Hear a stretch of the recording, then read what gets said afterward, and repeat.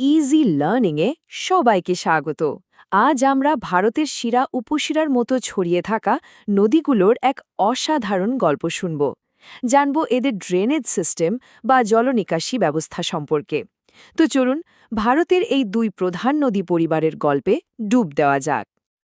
আচ্ছা, জল কিভাবে একটা দেশকে, একটা গোটা সভ্যতাকে গড়ে তুলতে পারে, এই ছবিটার দিকে তাকালেই কিন্তু জলের সেই প্রচণ্ড শক্তি সম্পর্কে একটা ধারণা পাওয়া যায়।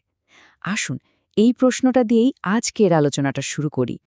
ভারতের বিশাল নদীগুলোর সেই দারুণ গল্পে ঢোকার আগে চলুন কয়েকটা সাধারণ কিন্তু খুব জরুরি বিষয় একটু পরিষ্কার করে নেওয়া যাক। এগুলো জানা থাকলে একটা নদীর পুরো যাত্রাপথটা বুঝতে খুব সুবিধা হবে।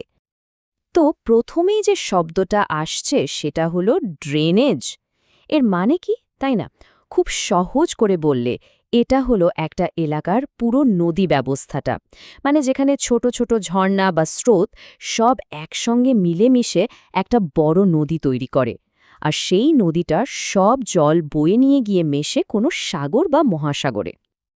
আর এই যে পুরো নদীর নেটওয়ার্কটা, এটা তো একটা বিশাল এলাকা থেকে জল বয়ে নিয়ে আসে, তাই না? ঠিক সেই এলাকাটাকেই বলা হয় ড্রেনেজ বেসিন বা নদী অববাহিকা। বলতে পারেন একটা বিশাল ফানেলের মতো, যা চারপাশের সমস্ত জল এক জায়গায় জড়ো করে। আচ্ছা, এবার একটা জিনিস ভাবা যাক। দুটো এমন নদী অববাহিকার মাঝখানে যদি কোনো পাহাড় বা উঁচু জায়গা থাকে, তাহলে কি হবে? ওটাই হলো ওয়াটার ডিভাইড বা জলবিভাজিকা। ঠিক যেন একটা বাড়ির চাল, যা বৃষ্টির জলকে সুন্দর করে দুদিকে ভাগ করে দেয়। আর এই ওয়াটার ডিভাইডের ধারণাটাই কিন্তু আমাদের আজকের মূল গল্পের দিকে নিয়ে যাচ্ছে। ভারতের দুই প্রধান নদী পরিবার এবং তাদের মধ্যকার সেই বিশাল পার্থক্য। এই স্লাইডটা দেখুন, পুরো ব্যাপারটা কি দারুণভাবে পরিষ্কার হয়ে যাচ্ছে। একদিকে হিমালয়ের নদী আর অন্যদিকে উপদ্বীপীয় মালভূমির নদী। উৎস কিন্তু একদম আলাদা। একটা বরফে ঢাকা হিমালয়, অন্যটা বহু প্রাচীন মালভূমি। হিমালয়ের নদীগুলোতে সারা বছর জল থাকে, কারণ বরফ গলা জল আর বৃষ্টি দুটোই পায়। কিন্তু দক্ষিণের নদীগুলো, ওগুলো মূলত বর্ষার জলের উপর নির্ভরশীল, তাই সারা বছর সমান জল থাকে না। আর যাত্রাপথ, হিমালয়ের নদীগুলো হলো লম্বা, দূরপাল্লার যাত্রীর মতো, আর উপদ্বীপীয় নদীগুলো বেশ ছোট আর অগভীর। এমনকি ক্ষয় করার ক্ষমতাতেও এদের মধ্যে আকাশ পাতাল তফাত। তাহলে চলুন আর দেরি না করে প্রথমে আলাপ করা যাক প্রথম পরিবারটির সাথে, বরফ আর বৃষ্টির জলে পুষ্ট হিমালয়ের ওই দৈত্যাকার নদীগুলোর সাথে। একটা হিমালয়ের নদীর জীবনযাত্রাকে না একটা ৩ অঙ্কের নাটকের মতো করে ভাবা যেতে পারে। প্রথম অঙ্কে, মানে ওর উচ্চ গতিতে যখন ও পাহাড়ের গা বেয়ে নামে, তখন প্রচণ্ড শক্তিতে গভীর গিরিখাত তৈরি করে। দ্বিতীয় অঙ্কে, মানে মাঝপথে, সমতলে এসে বেশ শান্ত হয়ে যায়, তৈরি করে সুন্দর সব আঁকাবাঁকা পথ বা মিয়ান্ডার। আর শেষ অঙ্কে, মানে সাগরে মেশার ঠিক আগে, নিজের বয়ে আনার সমস্ত পলি জমা করে তৈরি করে ফেলে বিশাল বদ্বীপ বা ডেল্টা। এই পরিবারের সবচেয়ে বড় সদস্যের সাথে পরিচয় করা যাক, সিন্ধু নদ। এই মানচিত্রের দিকে তাকালেই দেখা যাচ্ছে এর জন্ম হয়েছে তিব্বতের মানস সরোবরের কাছে।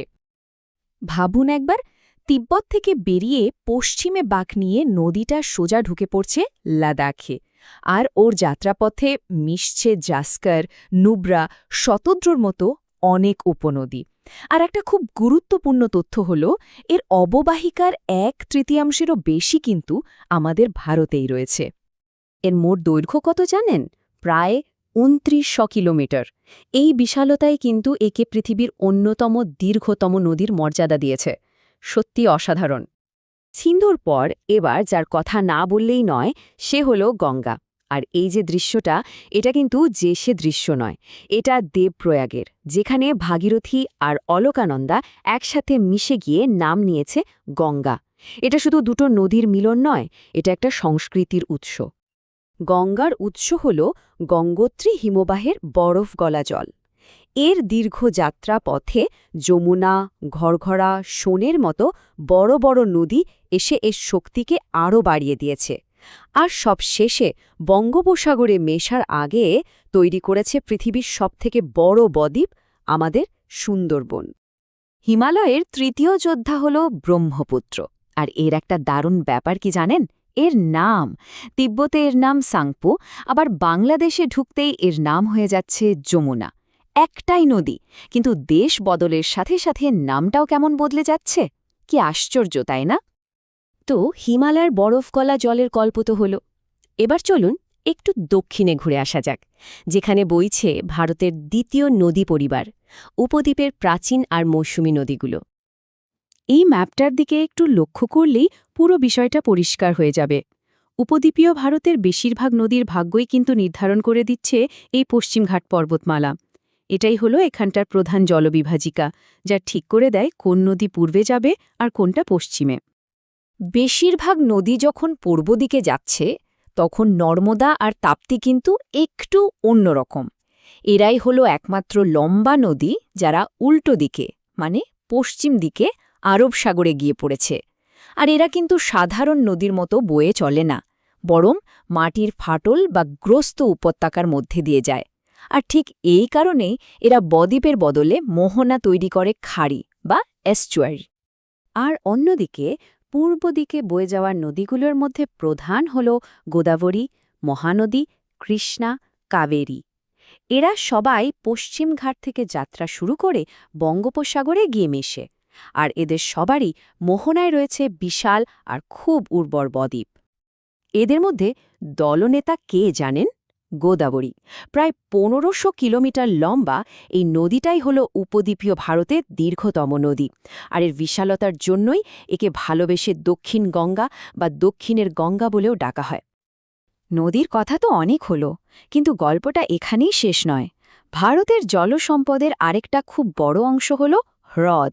চলুন এবার একটু দেখি আমাদের জীবনে এদের ভূমিকা ঠিক কতটা, আর এদের ঘিরে থাকা চ্যালেঞ্জগুলোই বা কী কী।